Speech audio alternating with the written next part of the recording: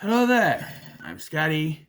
You are not welcome to number 5 of the Big Ten 90's. So before I begin my review of Frankenstein Unbound, you're gonna want to hear this. I just want to let you guys know, at the end of this video, I'm going to be making an announcement. Some changes of going on, and I just want to, there's nothing bad, but it's just after the end of this review, I will make an announcement to make. So, anyway, Frankenstein Unbound is about, it's about the, you know what, hold on.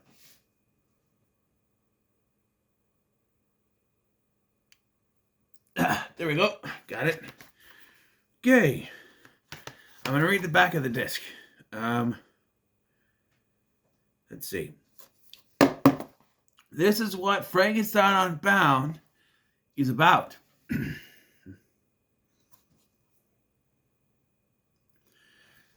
John Buchanan, it's Joe Buchanan. They couldn't even write it right on the back of that box.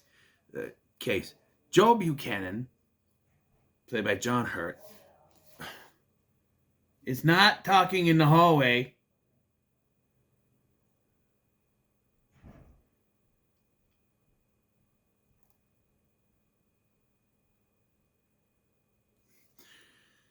Joe Buchanan, his name is Joe Buchanan. What says John? Joe Buchanan, played by John Hurt, is a scientist in New Los Angeles, 2031.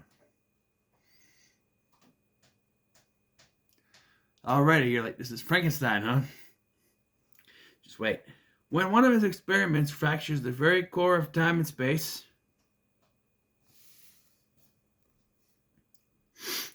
he is thrust back in time to 19th century Geneva, where he finds Dr. Victor Frankenstein, played by Raul Julia, desperately trying to cope with his own disastrous experiment. Impressed with Buchanan's advanced knowledge of electricity, Frankenstein enlists his help with his creation, persuading Buchanan that the only way to stop it from killing or murder is to create a mate. The outrageous endeavor could either save the scientists or destroy them. So that is what this movie is about. Yeah. Let me put it. Hold on. Do it this way.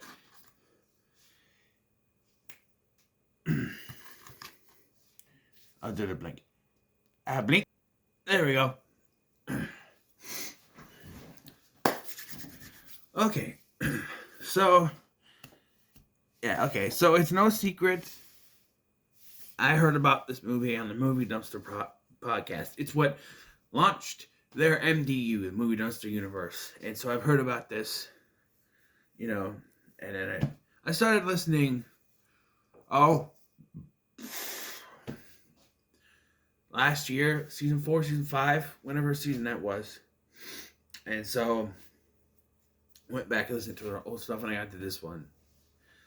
And then they did, Joe from Movie Dumpster went on to Hack the Movies, and they talked about it, and I watched that episode, and I was like, I need to buy this movie so I can watch it. My plan was to wait till October to review this, but because I needed another movie in this, I decided, screw it, I'll add this. It's the first thing that popped in my head, really, is this movie. So, so we start in 2031, 8 years from now. 8 years, and gonna end the world. Joe Buchanan is with his Buchanan. He created this, I don't know, you call it the Buchanan, but this machine that's messing with time and space and creating rifts, people disappearing, stuff's happening. And so he goes home that night in his advanced car he calls Baby to find a bunch of kids burying a bicycle in his yard. Why are they burying the bike? Because it's dead now, because the little girl got a new one. And then when shit starts to happen, he tells the kids to go into his house. Now, I'm assuming that these aren't just regular kids, because, like he says, when Baby is like, we have intruders. Oh, they're just the neighborhood kids, and they'll be fine. And so, he must know these kids, you know. He calls someone by name, I think, but so it's not like, hello, I'm Joe Buchanan. Come into my house, children. You don't know who I am, but come in. No, they know, I'm assuming they know who he is, so, but also, shit's happening. So, like, you know,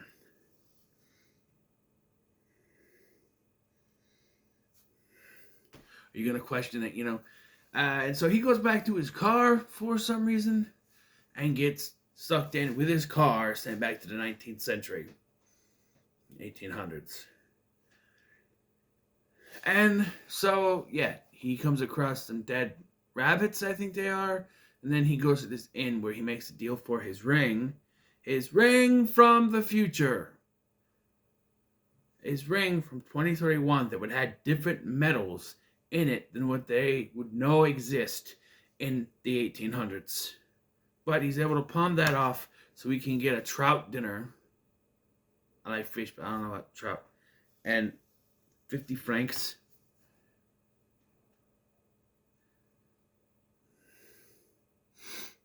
But that's where he meets Dr. Frankenstein. Frankenstein. Played by Raul Julia. And I'll tell you what, the performances in this are good. And this movie starts out weird, but it goes at a decent pace. Introduced to Frankenstein. He follows Frankenstein back to his lab. He sees the monster. The makeup on the monster is fantastic. By the way, Roger Corman directed this. So, you know, for a Roger Corman flick, there's a lot less tits than you would think there would be. But, so it seems normal, right? So the next day, he's going to the trial of this woman, Justine, who supposedly killed Frankenstein's brother, which is from the novel, but has never really been in any of the movies. This one, in the 1993 TNT original film. I should look up TNT originals and see if I can find some on YouTube, because I know there was some. I had the Librarian movies. I know they did a bunch of originals back in the 90s and 2000s. They're all doing that stuff, so I don't look, but Frankenstein could be one. The Librarians, you know, talking in the hallway.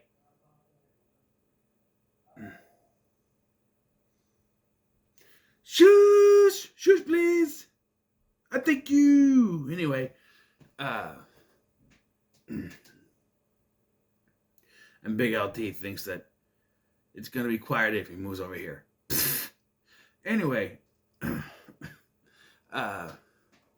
just the hallway though is a lot of neighbors stuff, but anyway, so he goes in and he's sitting next to this woman played by Bridget Fonda, and it's revealed this woman is Mary Shelley. So what you're trying to tell me is that Mary Shelley, who was a real person, and the fictional version of that opened up the original Frankenstein, or was it the Bride of Frankenstein? Whatever. Is now in the story of Frankenstein, was part of it. Apparently, she's writing this book. She just started writing it. And apparently the book is just stuff that's happening in real life. But now that Joe Buchanan has gone back and interfered things, it will be a different story. Like later he prints it off in his car and is like, here. She's like, no, I can't. It'll change things. It's already changed. If you now write the story that this film gives, it's like, it's not going to be the same story. Like, the story will be, Dr. Frankenstein created a monster, and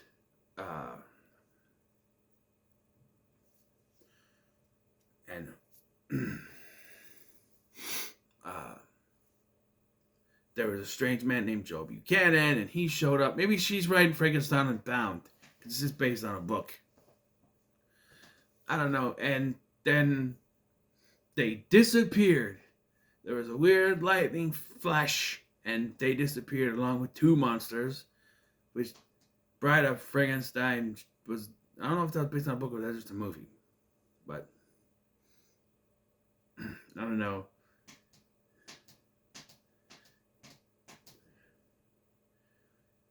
I don't know. Also, he fucks Mary Shelley. Yep, he stoops her. Yep, he stoops Mary Shelley. Hope she doesn't get pregnant. That could change history, right? Also, it says Mary Shelley. She hasn't married Shelley yet. Married Shelley. She hasn't gotten married to Shelley yet. So now she knows she has to marry Shelley. But also, you should tell her, hey, you cannot talk about the events they are now. You have to. I mean, it'll be another grandfather paradox where she has to go by this book that she wrote. It'll be a paradox where, it's going to be a complete circle now where she wrote it and then she's going to read it and write it again. It now has to be that way because if she writes the story, that if she writes what's actually happening in this movie, it'll be different than the story she originally wrote, so it's going to change history. Not that John Hurt hasn't already done that, because now we have two monsters. Yeah, because the monster kills Elizabeth, so Joe helps create a new Elizabeth, although during which they get sent to the future in 2031 or beyond that, I guess, because now there's nothing left. It's barren. There's one city left. The last vestige of human civilization, controlled by all this technology in the cave, which is destroyed during the final fight between Buchanan and the monster. So, this movie is okay when they're back in time. Like, the beginning of this movie is kind of weird, and then once they get to the Frankenstein stuff in the 1800s, I was like, okay, it's a little bit different of Frankenstein, but it's, it's decent. And then they decide to have the climax take place in the future. So, I've never read the book, but history has changed now. Because now Frankenstein disappeared, according to the people back then. Frankenstein is a real person in this universe, so there's that. But if he disappeared, then that changes the end of the story, like I said. So the story's not going to be the same. So she needs to just, whatever he brought her, transcript it down and use that as the book, because it could change history. And maybe that's why they're in this world the way it is, because things just, I don't know. Or it could be an alternate 2031, who knows. But they turn Elizabeth into a bride of Frankenstein, which it's kind of combining both stories together, I think. But and then Elizabeth, as the new monster, kills herself when that's the movie, Henry Frankenstein. When Victor tries to kill the monster, she grabs it, shoots herself because she doesn't want to be a freaky monster person. And then the monster murders Dr. Frankenstein for doing that. And yeah, that's how he calls it. You murdered my brother. Murder. You ended his life. And then he uses that later. He's like, make me a wife or I will murder Elizabeth. And so then it's down to the monster and Buchanan. And Buchanan says that the monster is an abomination of all mankind. And the monster asks, what are you? And he says, I'm Frankenstein. The monster's not going to get symbolism, okay? He should have been like, "You're not Victor." By the way, the monster doesn't understand childbirth. He's like, "Who made you? Did Victor make you?" No, I am born of woman. Okay. Um, yes. And despite the fact that they went, this is one of the movies that actually, well, the movies actually do it, but this is a movie that goes by that Frankenstein is the doctor, right? Frankenstein is the doctor. They even had the symbolism that he created. Like when the thing opens up, they go, "What is that?" He goes, "That is my monster." And so like he is like a future version of Frankenstein. His experiments created this monster of, which is the wormhole that's tearing apart space, the fabric of space and time, right? And so he is technically a Frankenstein, right? Dr. Frankenstein, I think. We get after as the monster's being killed by the lasers. Yeah. He says, "You cannot kill me. I cannot die." And then he dies, and you get narration saying that I cannot die, I am forever, I am unbound. Which is the title of the movie Frankenstein Unbound, only you have told us throughout the movie that the Frankenstein is referring to the doctor, the human, the professor. And now you've given us our title, but the monster's not Frankenstein. So, huh? Eh? It's confusing. It's confusing. But I can't say I didn't enjoy it. The performances, like I said, are good. John Hurt is great, of course. And Julia is also great. The monster, the guy who plays the monster is having it up, but he's having a good time. Bridget Fonda's fine. The whole thing with trying to save Justine is going to get hung, kind of goes nowhere.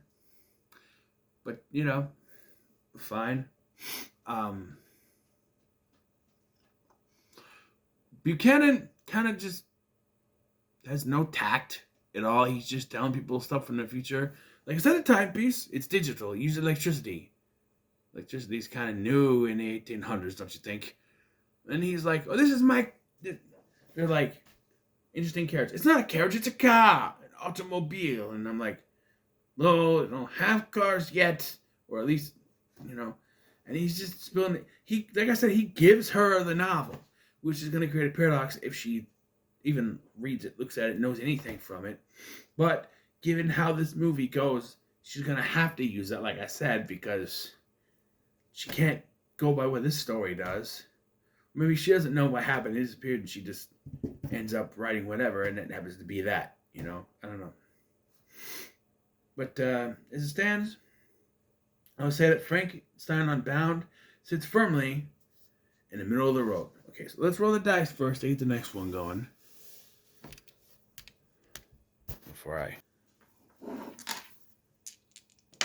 No, wait, it's only one dice. Excuse me. 4. Okay. 4, and I'll look at it, and then I'll make my announcement. Oh, for God's sake. There we go. 1, 2, 3, 4.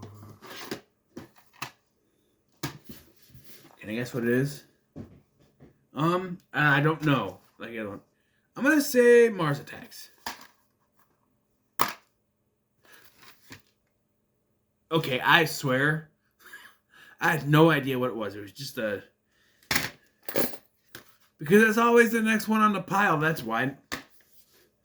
So number 7 will be Sleeping with the Enemy.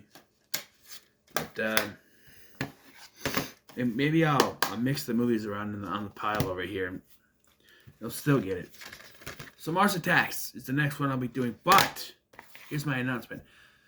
We're halfway through this, so I'm taking a break. I know I always do that. I stop partway through, but it's only for the weekend. It's for the weekend. And unfortunately, it is not for To Be Horror Weekend 5, even though I already put a playlist thing for it. But I was going to do it. But I had a bunch of ideas of what I wanted to do this weekend, and all of it, I just said, all of it just kind of went, I have to do this and this. And it's like, you know what? I need a break. If I record anything this weekend, it's going to be my GM stuff. If I decide, I want to record season 2 of my GM so I can get that out at some point, then I'll do that. But other than that, I'm just taking a break.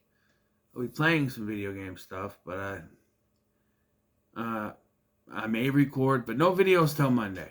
All right. Even if I do record my GM, I won't upload anything till I won't have it uploaded ready to go till Monday.